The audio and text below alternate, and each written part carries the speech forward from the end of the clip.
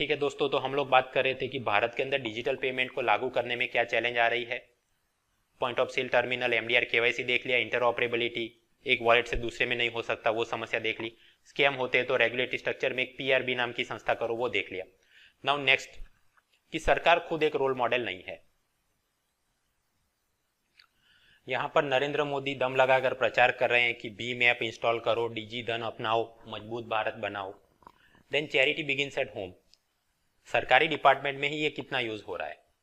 रतन वत्तल committee ने observe किया कि अगर आप कोई व्यापारी से, प्राइवेट मर्चेंट से कोई सामान 100 रुपए में खरीद के स्वाइप किया कार्ड, तो उसमें से 2 रुपए वो अपनी जेब से उसको भरने पड़ते थे एज मर्चेंट डिस्काउंट रेट। मतलब ग्राहक के ऊपर बोझ अलग से नहीं आता था। 100 एमआरपी तो 100 ही उसने पे करना पड़ता।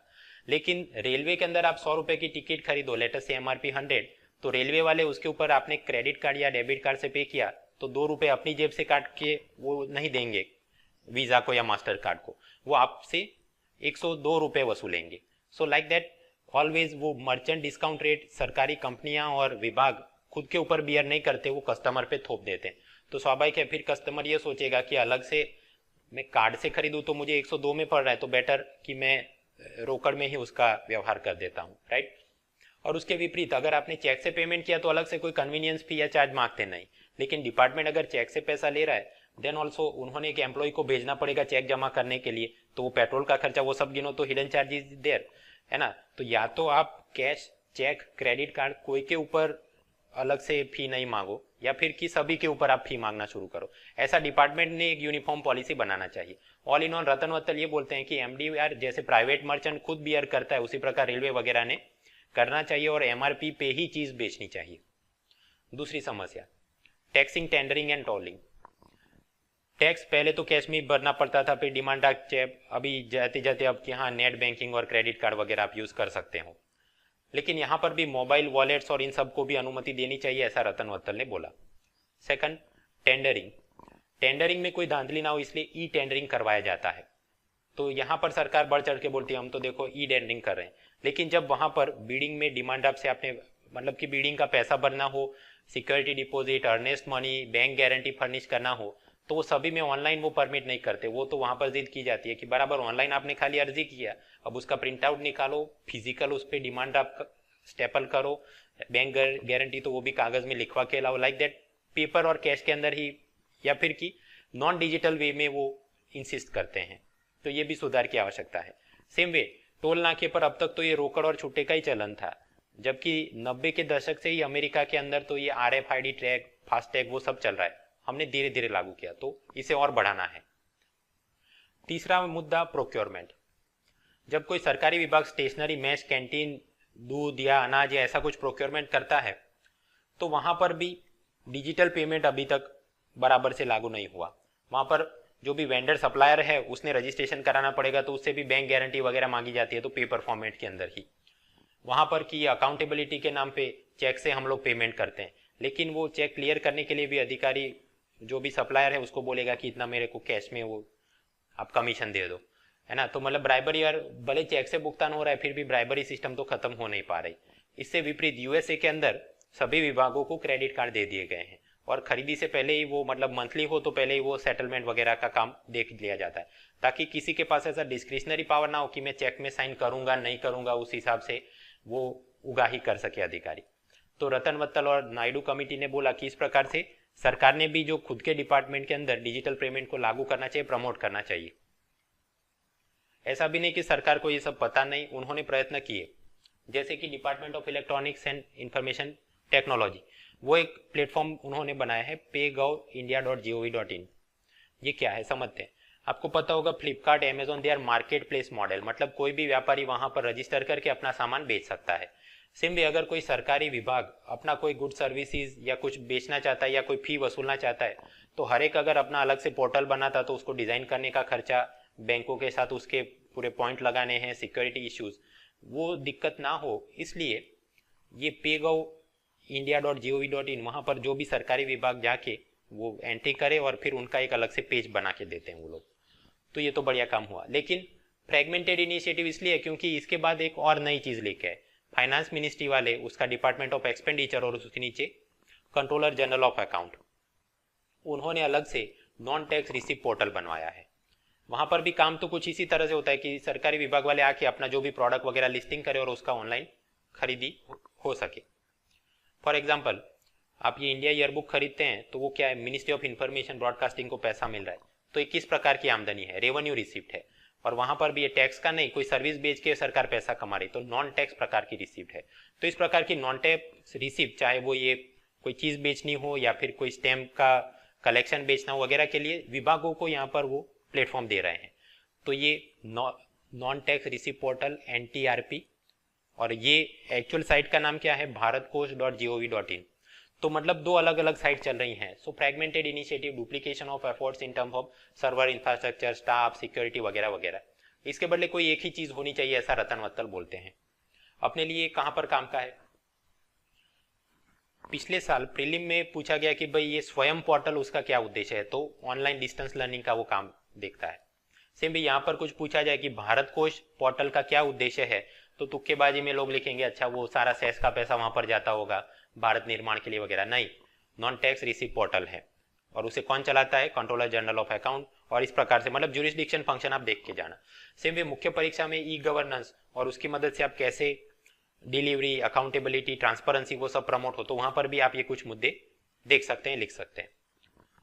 खैर, तो रतन वत्तल ने बोला कि इस प्रकार से सरकार अगर पूरा डिजिटल पेमेंट कर दे, कोई एक सिंगल पोर्टल बना दे, ये सब करेगी तो सरकार के खुद के ही 1 लाख करोड़ रुपए बच जाएंगे कि चेक जमा करने के लिए अपने किसी कर्मचारी को भेजना नहीं पड़ा, तो उसका ट्रैवल अलाउंस XYZ थिंग्स। और ये जो सारा पैसा बच गया उससे एक अलग से फंड बनाना चाहिए जिसका नाम दिया जाए DPN, digital payment action network. और ये सारा पैसा उसे फिर यूज किया जाए to further promote digital payment adoption in India. जैसे कि पोस्टर है, लॉटरी लगा दिया, आमिर खान, बच्चन ऐसे किसी सेलिब्रिटी को एंडोर्समेंट के लिए ले लिया, या फिर सरकारी हॉस्पिटल, पार्किंग, जन सेवा केंद्र, वहां पर कार्ड रीडर मशीन लगाने, उसके MDR का जो भी खर्चा बनता है वो सारा यहाँ से फाइनेंस किया जाए। उसी प्रकार कोई सोशली एक्सक्लूडेड ग्रुप, दलित, ट्राइबल, महिलाएं, वो अगर कोई अपनी दुकान में ये लगाना चाहते हैं तो वहाँ उनको जो MDR भरना पड़ेगा कार्ड मशीन के ऊपर, उसमें कुछ यहाँ से मतलब सब्सिडाइजेशन कर दिया जाए। ऐसे कुछ कुछ प्रावधान करने चाहिए। चंद्रबाबू नायडू ने भी अपनी पूरी कमेटी रिपोर्ट में ऐसे ही मिलती जुलती बातें करी हैं। आपका होमवर्क क्या है? अगर भविष्य में सरकार इसको लागू कर दे तो फिर वो कौन ऑपरेट करता है, कौन सा मंत्रालय वगैरह, आप एक नई स्लाइड ऐड करके वो सारी चीज डाल देना। ठीक है मित्रों, तो डिजिटल पेमेंट अडॉप्शन, ये अपना point of sale terminal, interoperability scam, PRB नाम की नई संस्था बनानी है, सरकार ने खुद से रोल मॉडल बनना है, ये सारे आयाम हमने देखे। नाउ लास्ट टू टुगेदर, कि एक तो लोगों में अवेयरनेस नहीं बढ़ानी है, और जिनके पास अवेयरनेस है वो भी डिजिटल पेमेंट यूज नहीं करते, तो उनकी ये जो बिहेवियर है उसको बदलना है। ये सब कैसे करेंगे? सरकार ने प्रयत्न तो शुरू कर दिया है। ह्यूमन रिसोर्स डेवलपमेंट मिनिस्ट्री, उन्होंने डिजिटल फाइनेंशियल लिटरेसी कैंपेन शुरू किया है। अब इसका उन्होंने हिंदी गलत किया, वित्तीय साक्षरता अभियान, नहीं तो फिर डिजिटल का क्या हुआ, राइट? खैर, तो मतलब ये पूरा कैंपेन, उसका फंडा क्या है कि NSS NCC के कैडेट्स, कॉलेज में पढ़ने वाले छात्र छात्राएं, उन सबको ये पोर्टल में रजिस्टर करेंगे, उनको power point, poster, video clipping ये सब दिया जाएगा, और ये सारे वॉलेंटियर्स घर घर जाके गरीबों को बताएंगे कि ये डिजिटल पेमेंट क्या है, उससे क्या फायदे होते हैं, ये भीम वगैरह ऐप आप कैसे यूज कर सकते हैं। तो ये पूरे पोर्टल का ये उद्देश्य है। अब यहाँ पर भी MCQ कैसे बन सकता है कि वित्तीय साक्षरता अभियान ये पोर्टल कौन चलाता है? अब तुक्केबाजी में आपको ये लगेगा कि भाई फाइनेंस मिनिस्ट्री और उसका डिपार्टमेंट ऑफ फाइनेंशियल सर्विसेज जो कि जनधन योजना लागू करता है, तो हाँ वही लोग ये भी करते होंगे ना। ये कौन कर रहा है? Human resource development ministry. तो लाइक दैट ज्यूरिसडिक्शन वगैरह आप देख के तैयार करो। और क्या, रतन वत्तल कमेटी ने कुछ सुझाव दिए हैं कि लोगों में जागृति भी फैलानी है, बट उसके बाद उनकी बिहेवियर हम कैसे बदले। सबसे पहले तो उनको चस्का दिलाना चाहिए, टेस्ट कराना चाहिए। हांगकांग और साउथ कोरिया सर्विस इकोनॉमी है, वहाँ ज़्यादातर सर्विस पेशा लोग होते हैं, तो वो अप डाउन कैसे करेंगे? बसों में नहीं, मेट्रो ट्रेन का प्रयोग ज़्यादा होता है। तो वहाँ पर ये छुट्टे की मगजमारी, बांस निकालना है, तो इन मेट्रो रेल ने इशू किया कि भाई ऑक्टोपस कार्ड, टी मनी, इस प्रकार के प्रीपेड कार्ड आप 1000 रुपये उसमें डाल दिए और फिर जितनी बार जाओ स्वाइप करो और आपका पैसा कट जाएगा। तो इस प्रकार से लोगों को इसका टेस्ट करवाया गया। और आगे ये जो पब्लिक ट्रांसपोर्ट के प्रीपेड कार्ड थे, सरकार ने नोटिफाई कर दिया कि रिटेल शॉपिंग, हॉस्पिटल, मॉल वगैरह में भी इसको यूज़ कर सकते हैं। तो लोगों को और मज़ा आ गया और इसका अडॉप्शन बढ़ा कि ये मतलब रोकड़ा रोज लेके चलने से ये ज़्यादा आसान है, कन्वीनियंट है एंड सो ऑन। तो मतलब उसी प्रकार भारत में भी टेस्ट कराना चाहिए। अब टेस्ट कैसे करा सकते हैं? स्वाभाविक है, हांगकांग में लोग मेट्रो यूज़ करते हैं तो पब्लिक ट्रांसपोर्ट कार्ड, यहाँ पर गुटखा और बीड़ी ज़्यादा यूज़ करते हैं तो उसका कोई प्रीपेड कार्ड लेके आओ तो जल्दी से अडॉप्ट हो जाएगा। दूसरा कैरेट, कुछ लालच देनी चाहिए। मेक्सिको के अंदर आप जितनी बार कार्ड पेमेंट करोगे तो जो भी रसीद, उस हिसाब से लॉटरी का टिकट, और वो हर वीकेंड में उसका एक टीवी शो होता है और सबको इनाम दिए जाते हैं वगैरह, पूरा इंडियन आइडल जैसा काम करते हैं। तो लोगों को उत्साह रहता है कि हम भी कार्ड से पेमेंट करें, अपना कोई लॉटरी में बड़ा इनाम लग जाए। कोलंबिया, अर्जेंटीना में आपने कोई चीज़ खरीदी तो वैल्यू एडेड टैक्स लगेगा, लेकिन अगर आप कार्ड से पेमेंट करोगे तो 2-4% उसके अंदर डिस्काउंट मिल जाता है। तो again it is a carrot, लालच दी जा रही है कि आप ये करो। एंड अल्टीमेटली यहाँ से भी नहीं सुधरे तो स्टिक, सोटी वागे चमचम विद्या आवे दम दम। फ्रांस के अंदर 3000 यूरो से ज़्यादा कैश में भुगतान नहीं कर सकते।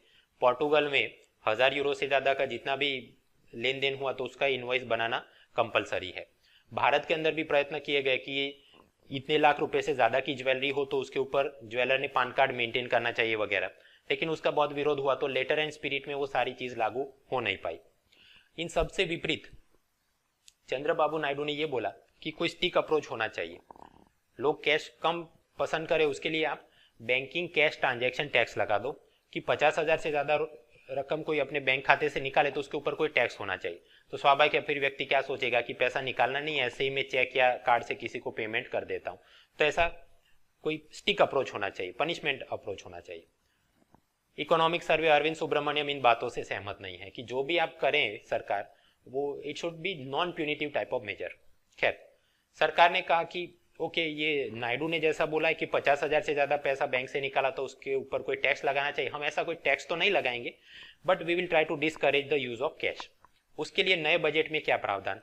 एक कि इलेक्शन पॉलिटिकल पार्टियां जो भी डोनेशन चंदा लेती हैं 2000 या उससे ज़्यादा का कैश में नहीं ले पाएंगी। उसी प्रकार कोई सामान्य व्यक्ति 3 लाख या उससे अधिक का रोकड़ में पैसा ले नहीं पाएगा। और कंपनियां अगर कोई डेप्रिसिएशन डिडक्शन क्लेम करना चाहती हैं तो 10,000 से ज़्यादा अगर रोकड़ में किया होगा तो उस पर उनको ये लाभ नहीं मिलेंगे। क्या क्या है एक एक करके हम समझें। जब हम लोग बोलते हैं कि budget was tabled in parliament तो असल में 3 चीज़ टेबल की जाती हैं। First, annual financial statement, receipt और एक्सपेंडिचर का लेखा जोखा। दूसरा कि सरकार ने कंसोलिडेटेड फंड ऑफ इंडिया से पैसा खर्चा करना है so they have to take permission, तो उसके लिए एप्रोप्रिएशन बिल। और तीसरा, क्योंकि सरकार आपके ऊपर टैक्स लेना चाहती है तो फाइनेंस बिल रखना पड़ता है। तो ये नए बजट के साथ जो नया फाइनेंस बिल आया है वहां पर कैश पेमेंट को डिस्करेज करने के लिए क्या क्या प्रावधान किए गए हैं। फर्स्ट, इनकम टैक्स एक्ट के अंदर ये नया सेक्शन डाला जाएगा 269 ST। इसके अंदर प्रोविजन ये है कि कोई भी व्यक्ति एक ट्रांजेक्शन में 3 लाख या उससे अधिक रकम नहीं ले सकता, और ये नियम लागू होगा 1 अप्रैल 2017 से। और अगर आपने ऐसा किया तो आपको पनिश करने के लिए भी एक और नया सेक्शन डाल दिया है 217 DA कि penalty will be of equal amount, मतलब 5 लाख अगर कैश में ले लिया तो सारा वो इनकम टैक्स दंड में लेके जाएगी। और यहाँ पर भी सरकार, पोस्ट ऑफिस, सभी प्रकार के बैंक को एग्जेम्प्ट किया गया है। अदरवाइज व्हाट विल हैपन कि आप अपनी मेहनत की कमाई 5 लाख रुपए बैंक में डाल रहे हो और वहीं मैनेजर से ये इनकम टैक्स अफसर वो दंड में ले जाए तो वो तो ठीक नहीं होगा। खैर, इसके अलावा इनकम टैक्स एक्ट के अंदर होता है सेक्शन 13A। वहाँ पर प्रावधान ये है कि पॉलिटिकल पार्टी को जो भी चंदे में पैसा मिलता है उसके ऊपर उनको इनकम टैक्स नहीं देना पड़ता, कोई कॉरपोरेशन टैक्स, कंपनी टैक्स, ये सब भी नहीं देना पड़ता। लेकिन नया प्रावधान ये है कि पॉलिटिकल पार्टीज 2000 या उससे ज़्यादा की रकम इस प्रकार से कैश में नहीं ले पाएंगे, अगर लिया तो फिर टैक्स लगेगा। तो मतलब कि अगर 2000 या उससे ज़्यादा की रकम लेनी है उनको चंदे में तो केवल बैंक मनी इज परमिटेड, मतलब चेक, डिमांड ड्राफ्ट वगैरह, या फिर कि भविष्य में जब इलेक्टोरल बॉन्ड लागू किए जाएं तो वो परमिट होंगे। इलेक्टोरल बॉन्ड क्या है आगे हम देखेंगे। और ये प्रावधान लागू होगा 1 अप्रैल 2018 से। मतलब आम जनता को बोल दिया कि 3 लाख या उससे ज़्यादा की रकम कैश में नहीं, वो कब से? 2017 से ही। लेकिन पॉलिटिकल पार्टियों को 2018 तक, मतलब कि तब तक जो भी सेटिंग करना है कर लेना। कौन सा नया सेक्शन ऐड किया गया तो 269 ST वगैरह अपने लिए काम का नहीं है, वो याद नहीं रखना है। सिवाय कि आपने चार्टर्ड अकाउंटेंट, BCom ऐसा कुछ किया है तो इंटरव्यू में आपसे कहीं पर कुछ पूछ सकते हैं। हमें केवल ध्यान इतना रखना है कि जब आप कॉन्स्टिट्यूशन की बात करें तो वहां पर होता है आर्टिकल, लेकिन जब भी आप बिल या एक्ट की बात करें तो वहां पर आर्टिकल नहीं सेक्शन होता है, तो आप लिखने में बोलने में वो जरा प्रिकॉशन ले। और क्या, ये तो मतलब कि कैश पेमेंट एक्सेप्ट करने के बारे में बात थी। इसके अलावा कंपनियां वो जो भी डिडक्शन डेप्रिसिएशन क्लेम करती है वहां पर भी कुछ प्रावधान किए गए, समझते हैं। सपोज मैं एक सॉफ्टवेयर कंपनी चला रहा हूँ और कोई क्लाइंट मुझे 1 लाख रुपए देता है कि मेरे लिए नया सॉफ्टवेयर बनाओ, तो क्या मुझे 1 लाख के ऊपर पूरा टैक्स भरना, इनकम टैक्स, कंपनी टैक्स? नहीं, वो 1 लाख के अंदर लेटर से मेरा जो भी कंप्यूटर में यूज कर रहा हूँ तो उसका घिसाव होगा वो सॉफ्टवेयर बनाने के लिए, तो मैं उसके ऊपर डेप्रिसिएशन क्लेम कर सकता हूँ। और ये 1 लाख उसमें से सपोज मैं किसी थर्ड पार्टी को 50,000 दे दूं कि भाई इतना कोड तुम डेवलप करना, तो ये क्या हुआ, मेरा बिजनेस एक्सपेंडिचर हो गया, तो उतना वो डिडक्शन में माइनस हो जाएगा। तो कंपनियां इस प्रकार से जो भी डेप्रिसिएशन डिडक्शन क्लेम करना चाहती हैं तो उन पे शर्त होगी कि अगर 10,000 से ज़्यादा कैश में लिया या दिया तो आप क्लेम नहीं कर पाओगे, और ये भी 2018 से लागू होगा। So in other word it will encourage the companies to do all the transaction using bank money, cheque, demand draft, credit card वगैरह वगैरह।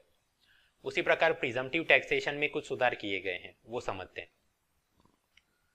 प्रिजम्पटिव टैक्सेशन मतलब एज सच कंपनियों उनको अपनी ऑडिटेड अकाउंट बुक्स मेंटेन करनी पड़ती है जिसके ऊपर उनको कॉर्पोरेशन टैक्स भरना पड़ता है मुनाफे के ऊपर।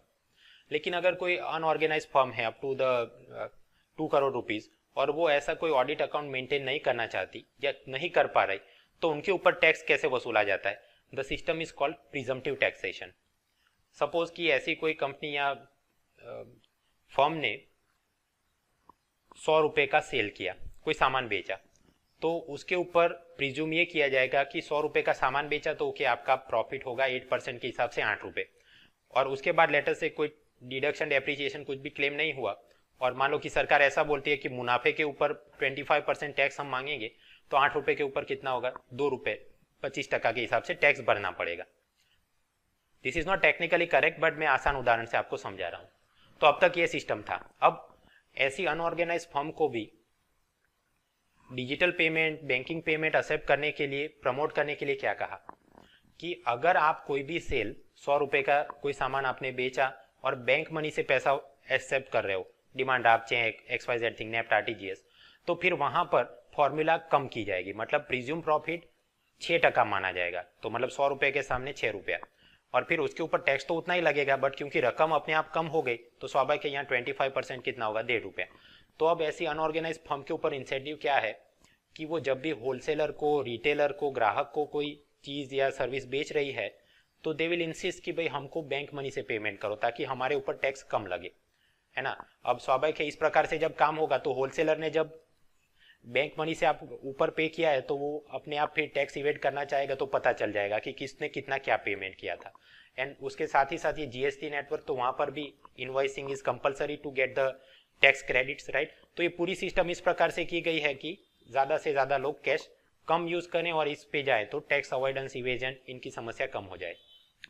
जितना समझ में आया तो ठीक, अदरवाइज रट्टा मारो जिंदाबाद। क्या कि प्रिजम्पटिव टैक्सेशन के अंदर बजट में कुछ बदलाव किए गए ताकि अनऑर्गेनाइज फर्म वाले कैश का उपयोग कम करें और बैंक मनी से ज्यादा काम करें। तो ये भी एक प्रकार से क्या कैरेट अप्रोच ही है कि इनको लाभ दिया गया है कि भाई आप बैंक मनी से एक्सेप्ट करोगे than less tax will be levied on you. उसी प्रकार और कैरेट अप्रोच, लालच दी जा रही है। लकी ग्राहक योजना कि अगर आप ये NPCI वाली जितने भी पेमेंट चैनल हैं, चाहे रुपे हो, UPI, USSD, भीम वगैरह, अगर वहां से आपने कुछ पेमेंट, कुछ खरीदारी की और पे किया तो जो भी रसीद नंबर जनरेट हुआ आप एक पोर्टल पे जाएंगे जो कि नीति आयोग और NPCI वाले कंबाइन मेंटेन कर रहे हैं, और वो आपने रसीद का नंबर डाल दिया, उस हिसाब से लॉटरी निकलेगी और हर एक दिन ग्राहक को करीब 1-1 हज़ार के इनाम घोषित किए जाते हैं, weekly winners and so on. तो ये पूरी चीज क्या है, ग्राहकों को अब लालच दिया जा रहा है कि आप भी डिजिटल पेमेंट करो और फिर रसीद का इंसिस्ट करो। अब ये पूरा लकी ग्राहक योजना तो ये तारीख से ये तारीख तक वो चलेगा, और शर्त है कि 50 रुपए से लेकर 3,000 की लिमिट में आपने ये करना है, और केवल NPCI की वाली चीजों से ही आपने पेमेंट करना है। और ये इनाम आपको दिया जा रहा है, वो कौन दे रहा है? एज सच ये नीति आयोग के फंड से पैसा दिया जा रहा है, और NPCI वाले मतलब कि आपके अकाउंट में क्रेडिट करेंगे। उसी प्रकार व्यापारियों के लिए डिजी धन व्यापार योजना, वो भी इस प्रकार से वीकली विनर्स अनाउंस किए जा रहे हैं। इसके अलावा चंद्रबाबू नायडू ने तो यहाँ तक कहा कि अगर कोई हाउस होल्ड अपने पूरे एनुअल एक्सपेंडिचर का एक सिग्निफिकेंट पोर्शन अगर डिजिटल पेमेंट से कर रहा है तो उसको इनकम टैक्स में राहत देनी चाहिए। खैर सरकार ने ये बात तो नहीं मानी, बट जो बजट के अंदर 10% वालों का कम करके 5% ब्रैकेट कर दिया। इसके अलावा बजट में और क्या बोला गया कि ये भीम और ऐसी ऐप को और प्रमोट करने के लिए we will come up with भीम referral bonus scheme. Referral bonus आप समझते हो कि डॉक्टर ने आपको बोला कि एक्सरे निकलवा के आओ और ये वाली पैथोलॉजी लैब में जाना, आप वहां पर जाएंगे तो पैथोलॉजिस्ट पूछेगा किस डॉक्टर ने आपको भेजा है, and like that they will give commission to doctor.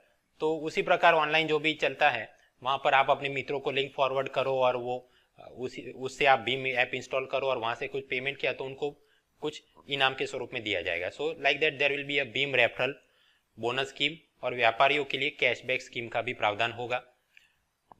Homework आपका ये है कि जब ये नोटिफाई हो जाए तो कौन सा डिपार्टमेंट कैसे ऑपरेट कर रहा है वो इंसर्ट न्यू स्लाइड करके लिख देना। उसी प्रकार आधार पे नाम का एक मर्चेंट प्लेटफॉर्म बनाएंगे, खैर सामान्य चीज है, और अगले 1 साल के अंदर 2,500 करोड़ डिजिटल ट्रांजैक्शन हो ऐसा भी हम कोशिश करेंगे। खैर अभी कितने करोड़ का ट्रांजैक्शन का टारगेट रखा है, अपने लिए काम करने क्लरिकल एग्जाम में ऐसा डेटा पूछते हैं तो याद करके जाना। तो मित्रों कुछ इस तरह से भारत के अंदर डिजिटल पेमेंट को अडॉप्ट करने के लिए क्या क्या चैलेंज आ रही है और वहाँ क्या रिफॉर्म्स लेने हैं, वत्तल कमेटी ने क्या बोला, नायडू कमेटी ने क्या बोला, सर्वे में क्या बोला गया और उसमें से कितना बजट में लागू हुआ, आगे क्या करना है, वो सारे आयाम हमने देखे। इतना जो हमने पढ़ लिया पर्याप्त है। इसके अलावा भी रोज कुछ ना कुछ चलते ही रहेगा, but for the purpose of mains and interview घूम फिर के ये 6 मुद्दे के आसपास आपने किया तो पर्याप्त है। रोज रोज मतलब इसका पीएचडी मतलब मैं नोट अपडेट कर रहा हूँ वगैरह की आवश्यकता नहीं है। अंत में कंक्लूजन तो वही लिख देना है जो इकोनॉमिक सर्वे ने लिखा है कि digital payment is not a Panacea, रामबाण कोई दवा नहीं है, और सारा कैश मतलब कि बैड, इलीगल, गैर कानूनी टैक्स इवेजन ऐसा भी नहीं है, क्योंकि पब्लिक पॉलिसी में तो दोनों की जरूरत पड़ेगी। We have to maintain a balance according to cost and benefit. ये बात सही है कि कैश छापने के लिए भी 27 बिलियन रुपये का प्रिंटिंग का खर्चा आता है, लेकिन क्योंकि भारत में डिजिटल डिवाइड है, सबके पास मोबाइल और स्मार्टफोन वगैरह नहीं है, तो obviously you will have to adopt cash. उसी प्रकार मान लो स्वीडन जैसा हम कोई टारगेट कर ले कि 2020 तक कंप्लीटली कैशलेस हो जाएंगे, पूरा डिजिटल मनी जनरेट कुछ कर दिया जाए, तो भी मान लो भगवान ना करे फिर पूरी सिस्टम हैक हो गई और रोकड़ में देने के लिए 1 रुपया भी नहीं है, तो क्या करोगे? Therefore public policy must maintain the cost benefit balance of both, और उस हिसाब से तय करना चाहिए। अल्टीमेटली लॉन्ग रन में आप चाहते हैं कि जनता धीरे धीरे कैसे डिजिटल में चली जाए, तो जो उनके बिहेवियर में चेंज करना है it will require non punitive measures. जैसे कि अभी बोला गया कि अगर 3 लाख या उससे ज्यादा आपने रोकड़ में लिया तो वो सारा दंड के रूप में हम ले लेंगे, तो ये क्या हुआ, एक प्यूनिटिव मेजर। लेकिन जब भी आप ऐसा करोगे तो जनता कोई ना कोई जुगाड़ लेके ही आएगी, तो वो क्या करेंगे, 3 लाख एक साथ ही लेंगे, बट वो कागज पे ऐसा दिखाएगा रसीद में कि 1 लाख आज लिया, 1 लाख कल और तीसरा परसों, तो मतलब they will come up with some type of evasion, और वो आप कंट्रोल नहीं कर पाओगे। And secondly the incentives should be time bound. आप अगर ये बोले कि और ये लकी ग्राहक योजना डेली 1000 रुपए इनाम में दिए जाएंगे, तो पूरी जिंदगी अगर आपने ऐसी लॉटरी चलाई तो सरकार की फिजिकल डेफिसिट कितनी हो जाएगी। उसी प्रकार ये प्रिजम्पटिव टैक्सेशन में जो अनऑर्गेनाइज फर्म को आपने फायदा दे दिया या फिर कि डिडक्शन डेप्रिसिएशन में कुछ कर दिया, तो वो भी पूरी जिंदगी आप नहीं कर सकते, otherwise physical deficit will continue to rise, सरकार को टैक्स में पैसा कमाएगा। देयरफॉर लॉन्ग रन के लिए जो भी बिहेवियरल चेंज करना है, एक कि भाई प्यूनिटिव प्रकार का नहीं होना चाहिए, और अगर इंसेंटिव है तो टाइम बाउंड प्रकार का होना चाहिए। सो ये अपना काम हो गया। इस टॉपिक में से जो हमने पढ़ा तो थोड़ी आंसर राइटिंग प्रैक्टिस भी कर लेते हैं।